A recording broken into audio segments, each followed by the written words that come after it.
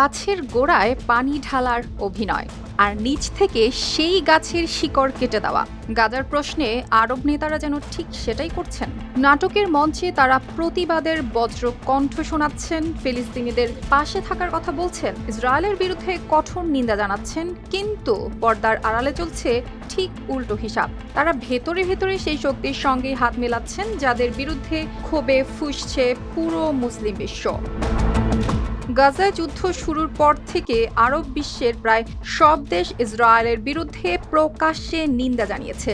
যেসব দেশের সঙ্গে ইসরায়েলের আনুষ্ঠানিক সম্পর্ক আছে তারাও বিভিন্ন সময়ে কঠোর ভাষায় কথা বলেছে, কিন্তু বাস্তবে সম্পর্কের মূল কাঠামো খুব একটা বদলায়নি। আব্রাহাম চুক্তির দেশগুলো, জর্ডান ও মিশরের মতো রাষ্ট্রগুলো প্রকাশ্যে সতর্ক অবস্থান নিলেও ইসরায়েলের সঙ্গে তাদের মৌলিক যোগাযোগ আগের মতোই টিকে আছে। এখানেই সবচেয়ে বৈপরীত্য।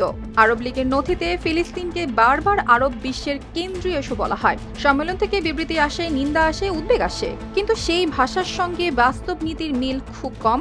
রাস্তায় মানুষ ক্ষোভে ফুঁসছে, আম্মান, কায়রো বা কাসাব্লাঙ্কায় সাধারণ মানুষের প্রতিবাদ দেখা যাচ্ছে, কিন্তু সরকারগুলোর সিদ্ধান্তে বড় পরিবর্তন আসছে না। গণমাধ্যমের ক্ষেত্রেও একই চিত্র। সরকারি টেলিভিশন ও সংবাদ মাধ্যম ইসরায়েলের হামলার সমালোচনা করে, তবে তা সীমিত পরিসরে। অনেক দেশে নিজেদের সরকারের ভূমিকা নিয়ে সরাসরি প্রশ্ন তোলা প্রায় অসম্ভব। ফলে গাজার পক্ষে আবেগ দেখানো যায়, কিন্তু সেই আবেগ কেন নীতিতে বদলায় না সেই প্রশ্ন চাপা পড়ে থাকে। অর্থনীতির জায়গায় ছবিটা আরও স্পষ্ট। আরব দেশগুলোর হাতে ইসরায়েলের ওপর চাপ তৈরির মতো বড় হাতিয়ার ছিল। বিনিয়োগ প্রত্যাহার, বাজার সীমিত করা, সরবরাহে বাধা দেওয়া, এসব পদক্ষেপ নেওয়া যেত, কিন্তু বাস্তবে সেগুলো দেখা যায়নি, বরং বাণিজ্য চলেছে। জাতিসংঘের তথ্য অনুযায়ী ইসরায়েল ও সংযুক্ত আরব আমিরাতের বাণিজ্য বন্ধ হয়নি, বরং বেড়েছে। জ্বালানি তেল ও শিল্প ধাতুর মতো পণ্য সেই লেনদেনের অংশ ছিল।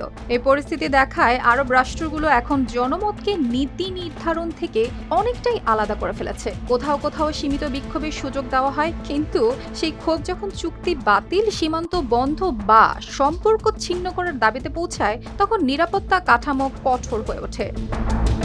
সব মিলিয়ে গাজার যুদ্ধ আরব রাজনীতির এক গভীর দ্বিমুখী চরিত্র সামনে এনেছে।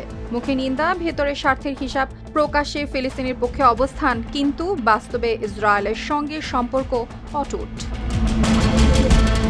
অর্পিতা জাহান, RTV।